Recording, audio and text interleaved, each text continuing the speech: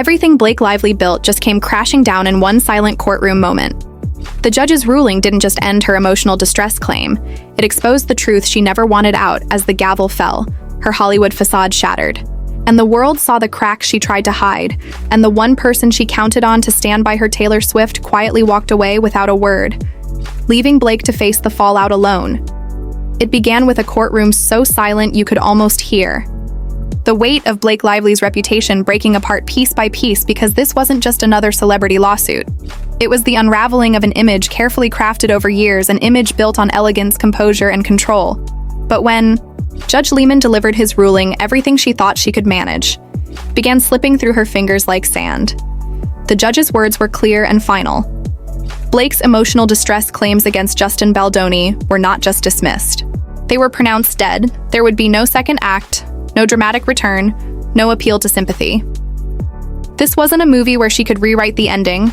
This was reality, the kind that doesn't take direction or wait for a retake for months. Blake had walked into that courtroom armed with tears, charisma, and a script designed to make her look like the victim of a ruthless co-star. But what the court demanded wasn't performance, it was proof. And that was something she didn't have.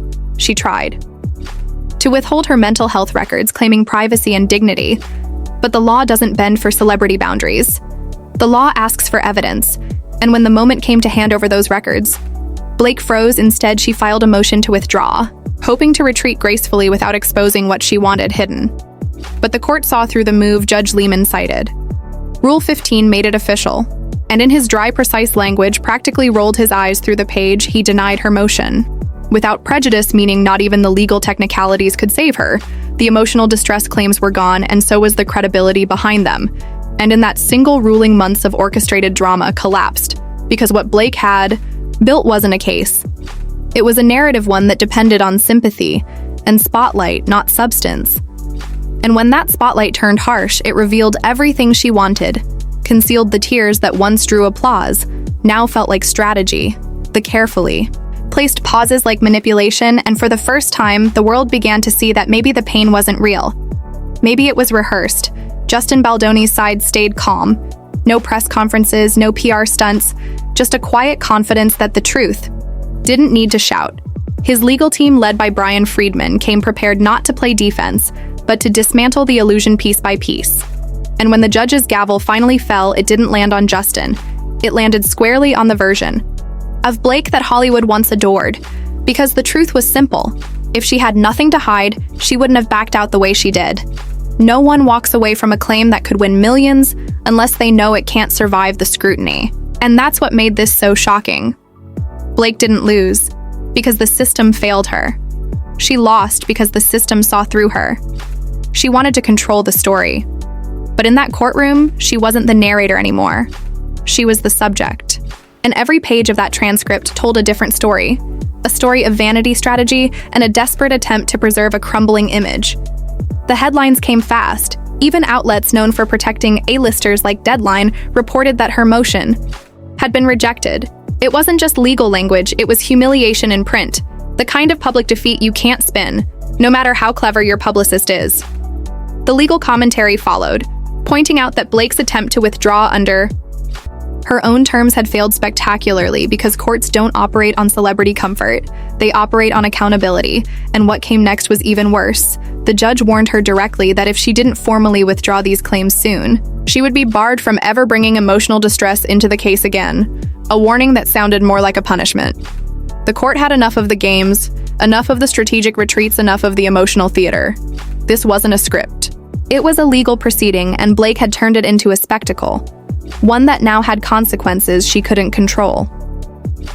The silence that followed the ruling said everything, because Blake Lively had built her public image on grace and control, yet inside that courtroom, when reality confronted the performance, she had no lines left to deliver.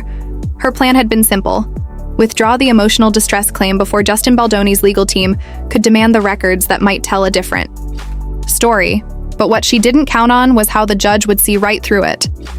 The ruling made clear she couldn't have it both ways. She couldn't claim emotional devastation while refusing to prove it. She couldn't use her feelings as a shield and her fame as armor, and when that truth hit, it didn't just bruise her case, it shattered her credibility. The woman who had spent years curating perfection was suddenly exposed as someone who wanted sympathy without accountability. And the world was watching. What made it worse was that Blake's downfall didn't come from a media ambush. It came from her own hand. Every legal step, every press statement, every orchestrated leak had been part of a plan to control perception, to turn her lawsuit into a moral crusade. But when the evidence didn't appear, and the performance failed, the illusion began to crumble. Even her allies grew quiet. The publications that once printed glowing profiles started using words like denied, dismissed, and rejected. And behind those headlines, another story was brewing, one that had nothing to do with legal filings and everything to do with personal betrayal. Because while Blake's team scrambled to spin the loss as strategic, her personal life was silently imploding. The woman once celebrated for her close friendship with Taylor Swift was now reportedly being ignored. The same friend she had proudly named as a godmother to her children wasn't answering calls, messages, or emails. It was as if Taylor had drawn a curtain and refused to step back on stage with her former friend for years. Blake had used that friendship as part of her image, a soft glow that made her appear relatable and trustworthy. But when the court documents hinted that Taylor's name might have been dragged into the case, something shifted. Insiders whispered that Taylor didn't like being pulled into other people's messes, and especially not through legal channels. It wasn't just distance. It was silence, and that silence was louder than any public statement. Because for Taylor, silence is power. She doesn't need to tweet or post a quote. She simply disappears and lets time do the talking.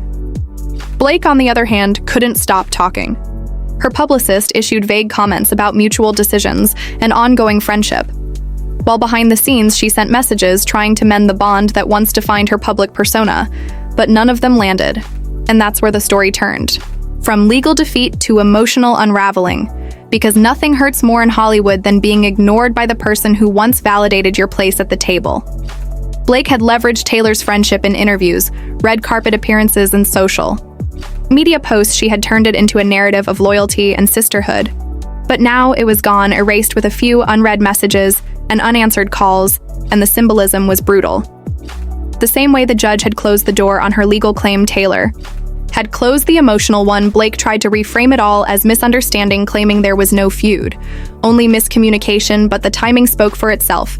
Her legal loss, her public silence from Taylor, and her sudden pivot to promoting a new business venture all collided in the same week, and that timing made it look less like coincidence and more like distraction, because in Hollywood, timing is everything, and Blake's couldn't have been worse. When the news broke that Taylor Swift had gone silent, the internet lit up with speculation and disbelief, because for years the friendship between Blake Lively and Taylor had been painted as one of Hollywood's most unbreakable bonds, yet now it seemed that even that foundation had cracked under the weight of courtroom chaos. Blake's texts, voicemails, and emails reportedly reached out again and again, but all were left unanswered. Fans began noticing that Taylor had stopped liking Blake's posts, stopped mentioning her altogether, and stopped appearing anywhere near her circle. The friendship that once symbolized trust and loyalty now looked like another PR construct that had finally expired. What made it all sting even more was the way Taylor's quiet indifference contrasted with Blake's growing desperation. Every move Blake made appeared designed to reclaim control of the narrative, but the more she pushed, the more the silence swallowed her attempts, and that silence spoke volumes. Taylor didn't need to say a word, because absence itself had become the statement. She had drawn her boundaries and chosen not to participate in the story Blake was trying to tell. While the media analyzed Taylor's every move, Blake's PR team pivoted toward distraction, launching new business ventures to drown out the noise. Her line of vodka teas hit the shelves just days after her courtroom defeat. A launch meant to project confidence and normalcy, but instead it only amplified the contradictions, because Blake had always claimed to live a sober lifestyle, proudly telling interviewers she didn't drink yet. Now she was smiling in advertisements for alcohol. The public didn't see it as reinvention, they saw it as a deflection. A carefully timed campaign to shift headlines from courtroom humiliation to lifestyle branding. And the reaction wasn't what she hoped. TikTok videos mocked the inconsistency, comment sections filled with disbelief, and even her fans struggled. To defend the move, the phrase panic branding began trending as people connected the dots between the court ruling, the fading friendship with Taylor, and the sudden product launch. It all looked too coordinated, too convenient, like a script being rewritten mid-scene, but real life doesn't edit as neatly as film does.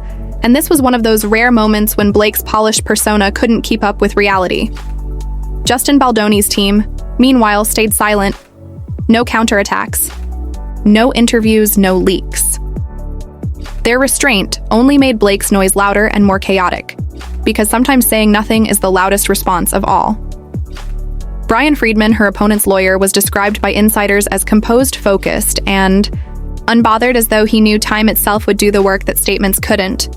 And he was right, because within weeks, public opinion began shifting. The same media that once sympathized with Blake began asking questions about inconsistencies in her story, about why her emotional distress claim vanished right before evidence was due, and about how her narrative seemed to change depending on which outlet she spoke to. The facts no longer matched the fiction. And once that happens in Hollywood, it's nearly impossible to recover, because audiences don't forget. They replay, they compare, they connect dots, and Blake's dots weren't lining up. She had tried to play both victim and victor, but the court had removed the script, and what remained was a portrait of confusion, regret, and quiet fallout. In the end, Blake Lively's courtroom loss wasn't just about a dismissed claim, it was about exposure. The judge's ruling didn't simply end a legal argument. It ended the illusion of control she had built for years. Every smile, every headline, every curated moment dissolved under the light of accountability. And what was left was something raw and unguarded. The silence from Taylor Swift, the retreat from the media, and the failed attempt to turn crisis into branding, all told the same story. This was a fall that couldn't be spun. It wasn't a tragedy. It was a reckoning. Blake wanted to write a narrative of pain and redemption, but the court wrote one of consequence and finality. When the gavel fell, it marked more than a legal closure. It marked the quiet collapse of a persona that had once seemed untouchable, and now the actress who once turned every headline into gold faces, a reality that no publicist can polish, because this time the story isn't about glamour, friendship, or fame, it's about truth, and how even in Hollywood the truth eventually wins.